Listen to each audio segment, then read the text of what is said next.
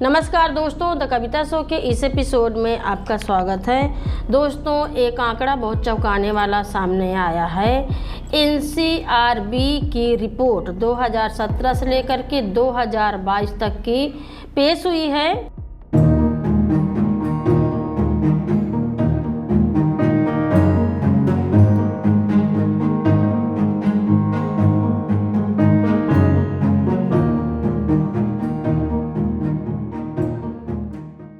जो महिलाएं police custody में रही हैं उसमें से 270 महिलाओं के साथ में रेप के मामले रिकॉर्ड किए गए हैं। ये आंकड़ा दिल को झकझोर देने वाला है, बहुत बेचैन करने वाला है, बहुत दुख देने वाला है और इस आंकड़े से मुझे तो बहुत ज़्यादा गुस्सा भी आ रही है। ये आंकड़ों में पता है क्या है? सबसे ऊपर यूपी है। यूपी में जो घटनाएं दर्ज की गई हैं उसमें से 92, फिर दूसरे नंबर पर एमपी आता है जिसमें 43 घटनाएं दर्ज की गई हैं। और ये जो रेप के मामले सामने आए हैं उसमें से रिपोर्ट में बताया गया है कि जो रेप करने वाले हैं उसमें से जेलर शामिल हैं, उसमें से पुलिस शामिल है और अन्य जो सत्ताधारी लोग हैं वो शामिल हैं। ये आंकड़ा जब सामने आया तो इसमें ये भी बताया गया है कि महिलाएं अभी भी नाम बताने की स्थिति में नहीं हैं। तो ये रिपोर्ट तो दर्ज हो गई है और इसको जगह जैसे मैंने बताया कि बहुत छोटी मिली है, लेकिन एक तरह से जब मैं यूपी को देखती हूँ, हर दिन के जो यूपी के खबरें आती हैं अखबारों में कि पूरे के पूरे पेज सरकार की उपलब्धियों से भरे रहते हैं। हमारी जो मौजूदा सरकार है वो हर अपनी हेड स्पीच में कहती है, हर मंचों में कहती है कि यूपी में अपराध के मामले कम हो गए हैं, यूपी में महिलाएं बहुत सुरक्षित हैं, महिलाएं सीना तान के कहती हैं। और कुछ गिनी चुनी महिलाओं को जब कोई रैली होती है, जब कोई महासभा होता है, गिनी चुनी महिलाओं के चेहरे हंसते हुए खिलखिलाते हुए दिखाए जाते हैं। और जब वो महिलाओं को मैं बोलते हुए सुनती हूँ तो मैं भी सोचती हूँ कि ये महिलाएं ऐसे बोल कैसे रही हैं। दूसरी तरफ जो ये घटनाएं आई हैं कि पुलिस कस्टडी में रहते हुए अगर 270 महिलाओं के साथ में ये बड़े अधिकारी, ये सरकार के अधिकारी अगर रेप करते हैं तो महिलाएं कहाँ सुरक्षित होंगी। दूसरी तरफ जो हमारा अनुभव बताता है, 20 साल में जो रिपोर्टिंग किया है, जिस तरह के मामले हमारे सामने आए हैं उसमें सरेआम महिलाओं के साथ में छेड़खानी और बलात्कार के केस भरे पब्लिक के बीच में थाना के अंदर के सामने आए हैं। मैं आपको एक केस बताती हूँ, ललितपुर का है। वैसे आप जानते होंगे, अगर आप यूट्यूब में देखेंगे तो इसके बहुत सारे वीडियो मिल जाएंगे कि एक लड़की के साथ में तिलकधारी दरोगा का नाम दिया गया था जिसने थाना के अंदर में सामूहिक बलात्कार किया था और उस केस में बहुत गहरी जांच भी हुई थी और उस तिलकधारी दरोगा को सस्पेंड भी कर दिया गया था। इसी तरह से हमने एक रिपोर्ट की थी चित्रकूट ज़िला से, और मैं गांव का और थाने का नाम नहीं लेना चाहती हूँ। हमारी खुद की रिपोर्टर ने कहा था कि गांव के अंदर जब पुलिस गई थी और महिलाओं के ऊपर शराब बनाने का आरोप लगा करके उनके घर में रात में घुस गई थी, महिलाओं के साथ में मारपीट की थी, उनके साथ में छेड़खानी की थी।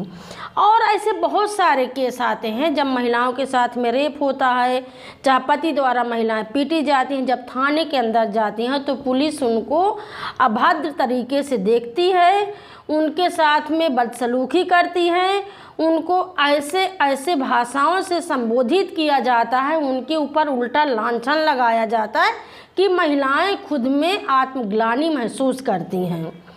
इस तरह के जो मामले हैं, जो अनगिनत मामले होंगे, हजारों लाखों की संख्या में मामले होंगे जो कहीं पर इस रिपोर्ट में, एनसीआरबी की रिपोर्ट में ये मामले तो शामिल भी नहीं होंगे। जिस भी जेल के अंदर के ये मामले आए हैं, क्या हमारी सरकार उस जेल के अंदर बुलडोजर चलाएगी?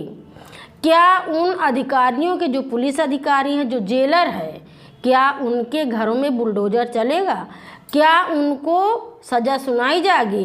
क्योंकि यूपी की सरकार ने बहुत सारे ऐसे जो रेप का आरोप लगा था जिन लोगों के ऊपर, खासकर एक कौम के लोगों के ऊपर, उनके घरों में बुलडोज़र चलाया गया, उनके घरों को तहस नहस किया गया। और ये यूपी के जो सबसे बड़े आंकड़े आए हैं, 92 आंकड़े हैं 270 में यूपी के, तो क्या इस पर कार्रवाई होगी? आज तक मैंने कहीं पर अभी तक पुलिस का बयान नहीं सुना है, अपनी सरकार का कोई ट्विटर में बयान नहीं सुना है, ना ही कहीं पर भाषण में सुना है क्यों कुछ कहेंगे इसके बारे में। अखबार के पिछले पेज में ये खबर मुझे, जब मैं पढ़ते पढ़ते गई हूँ तब ये खबर मुझे मिली है। जो ऑनलाइन वेबसाइट भी है उसमें भी ये खबर बहुत छोटी मिली है, इस पर इतने सवाल नहीं उठे हैं। हमने बांदा में जो वनांगना संस्था है, जो पिछले 30 सालों से महिलाओं के मुद्दों पर काम करती है, जो जेलों में के अंदर जा कर के काम करती है कि वहाँ पर जो पुलिस कस्टडी में जेल के अंदर जो महिलाएं हैं उनको मोटिवेशन का काम करती है, उनके हक अधिकार के लिए काम करती है। हमने उनका अनुभव भी जाना है, तो आइए सुनते हैं वनांगना से। अगर महिला हिंसा के मामले में देखा जाए तो उत्तर प्रदेश अपना सबसे आगे ही चल रहा है इस समय पर, लेकिन एक जो चौंका देने वाली बात है इस रिपोर्ट के साथ जोड़ करके जो निकल रही है कि जिनको हम रक्षा करने वाला मानते हैं कि वो हमारी हिफाजत करेंगे, हमारी सुरक्षा करेंगे, उनकी कस्टडी में जब इस तरह के आपराधिक मामले हो रहे हैं तो वो काफ़ी चौंका देने वाली बात है। लेकिन ये जो रिपोर्ट हम देख रहे हैं कि एक तो वो खुद अपने आप को ख़त्म कर लेती है और फिर उसके बाद इस तरह की घटना होती है बलात्कार जैसी, तब तो वो एकदम से टूट जाती है कि उसकी बस अब ज़िंदगी ही ख़राब है। अपराध होता है, वो किसी ने भी किया हो वो आपराधिक मामले में आएगा और उसके साथ कानूनी कार्रवाई और जो भी सज़ा का प्रावधान है वो बिल्कुल होना चाहिए, जो हमारे संविधान में भी है और हमारा कानून भी कहता है। उस कानून के मुताबिक उसे सज़ा मिलनी चाहिए। और दूसरी बात मैं ये बोलना चाहूँगी कि जो भी महिलाएं हैं, जहाँ भी हमारी महिलाएं हैं जिनके साथ इस तरह की घटनाएं हुई हैं, अगर वो हमसे बात करना चाहती हैं, हमसे सपोर्ट लेना चाहती हैं, तो वनांगना उनके साथ है। दोस्तों, जो अपराध की कड़ी है वो घर से लेकर के थाना अदालत तक अगर महिलाओं के साथ में इस तरह होगी तो महिलाएं कहाँ सुरक्षित हैं। घर के अंदर महिला रहती है तो भी उसकी सुरक्षा नहीं है, ठीक है ना। कहीं आजकल पति भी उसके साथ में रेप करता है, जैसे कि आपने हमीरपुर के 2 केस देखे होंगे। आजकल महिला अपने बेटे से भी सुरक्षित नहीं है, वैसे भी घटनाएं रेप के आपके सामने आती हैं।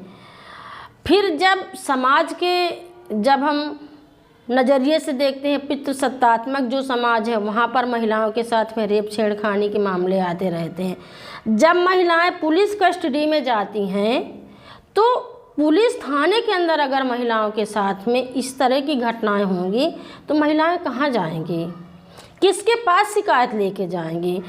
महिलाओं को तो कहीं ना कहीं ये लगेगा कि अब उनकी कोई जगह नहीं है। जो असंवेदनशील के तरीके जो अपनाए जा रहे हैं पुलिस कस्टडी में, थाने में, अदालत में, तो उसको दूर करने के लिए, उस मानसिकता को दूर करने के लिए क्या सरकार कोई पॉजिटिव कदम उठाएगी? क्या ऐसे मामलों को रोकने के लिए भी कोई अभियान चलाया जाएगा? अभियान तो बहुत है कागजी तौर पर, बेटी बचाओ बेटी पढ़ाओ के जितनी बार भी मैं नाम लेती हूँ मुझे घिन आती है कि नाम इतना बड़ा है लेकिन उसका काम कुछ भी नहीं है। उल्टा महिलाओं के साथ में अपराध हुए हैं, रेप हुआ है और उसके आंकड़े आप देख ही रहे हैं कि किस तरह का हुआ है। तो दोस्तों, इस बार के एपिसोड में इतना ही। अगले एपिसोड में हम फिर मिलेंगे कुछ करारी बातों के साथ में। तब तक के लिए दीजिए इजाज़त। नमस्कार। खबर लहरिया, आपकी खबर आपकी भाषा।